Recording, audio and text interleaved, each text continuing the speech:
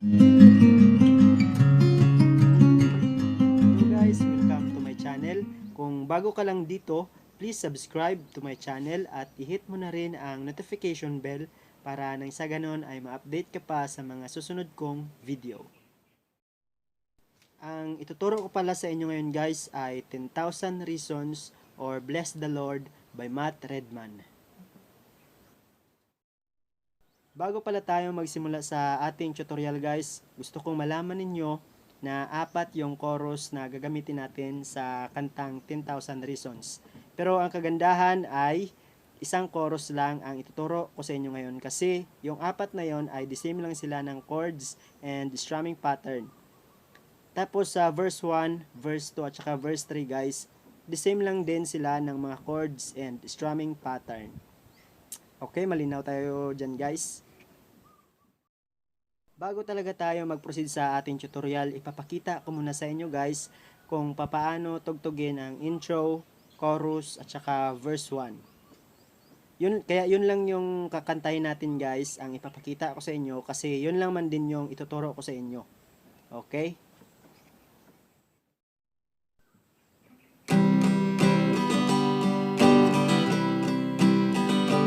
Bless the Lord, oh my soul, oh my soul, worship His holy name. Sing like never before, oh my soul, I'll worship Your holy name. The sun comes up, it's a new day dawning. It's time to sing Your song again. Whatever may pass and whatever lies before me, let me be singing when the evening comes. So, yun guys, proceed na tayo sa ating tutorial. Ang chords na gagamitin natin sa intro guys ay C, G. Ang G natin guys, pwede din ganitong G major. Tapos C, G, yun. Tapos ang strumming pattern natin guys ay down, down, down, down, up.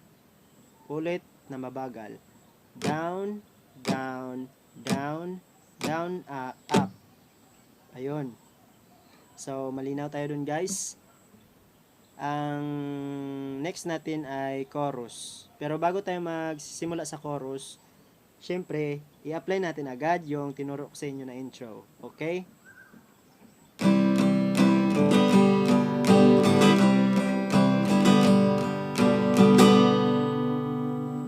So, ganun yun guys kung paano tugtugin. Okay, proceed tayo sa chorus.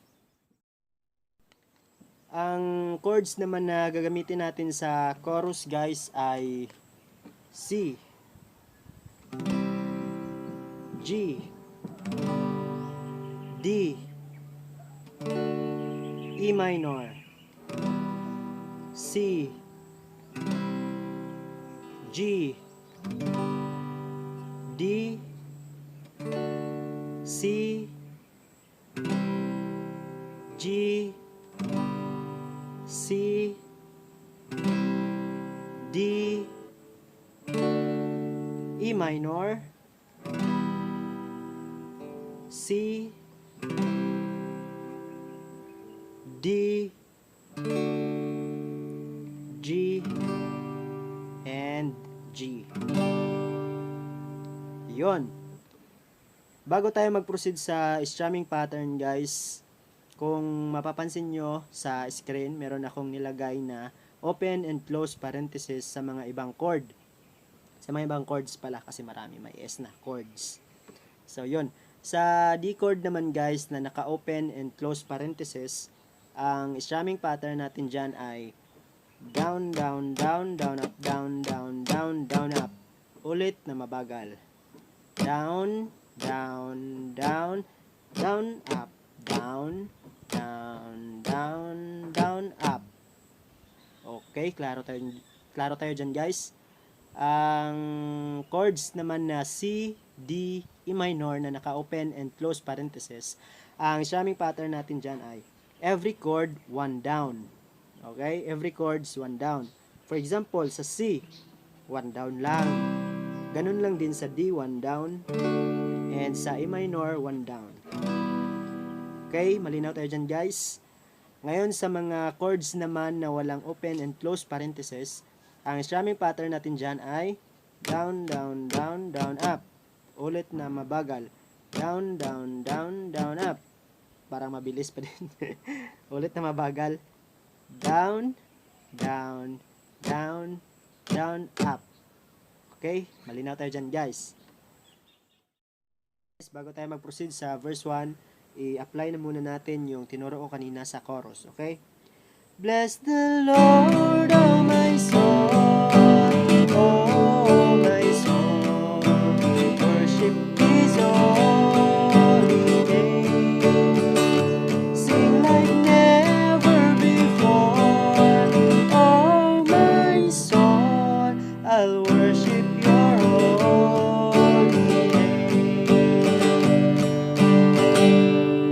So, yun yung chorus guys. Ngayon, proceed tayo sa verse 1.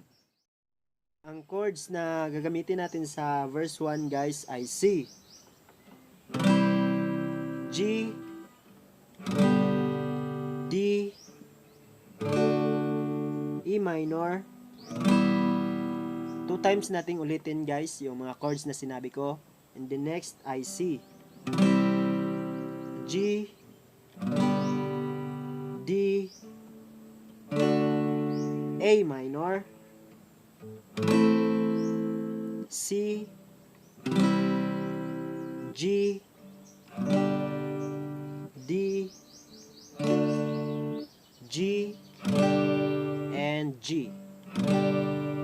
Okay, malinaw tayo dyan guys sa mga chords. Bago tayo mag-proceed sa strumming pattern guys, kung mapapansin nyo sa screen, meron din akong nilagay na open and close parenthesis sa A minor.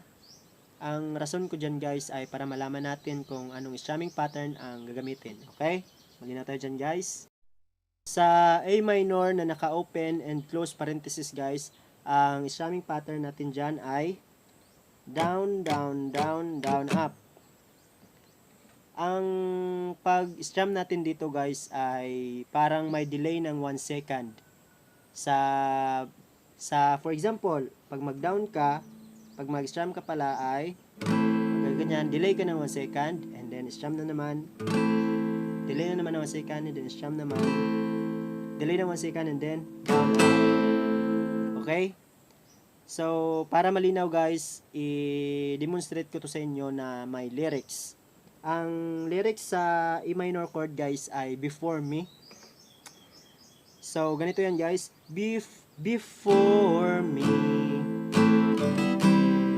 Yun, ganun yun guys kung paano tugtugin ang A minor. Ulit.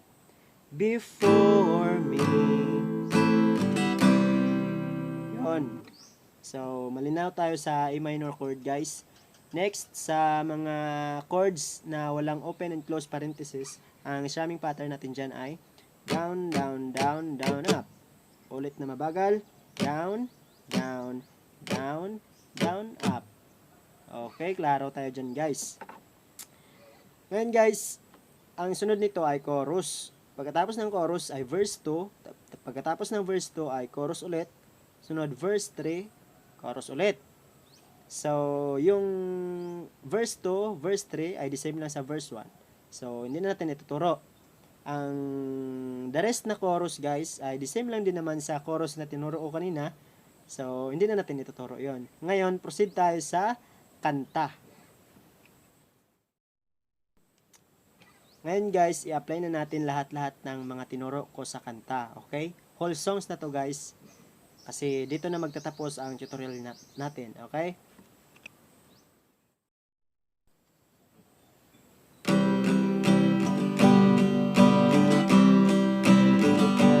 Bless the Lord, oh my soul, oh my soul, worship His holy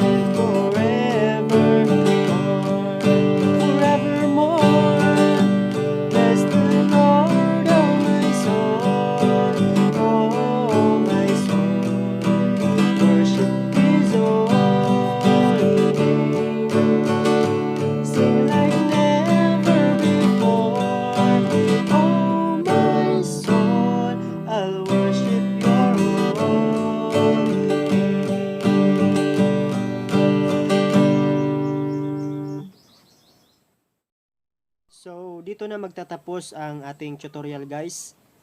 Bago ko pala tapusin tong video na to, maraming salamat guys sa panonood. Sana marami kayong natutunan.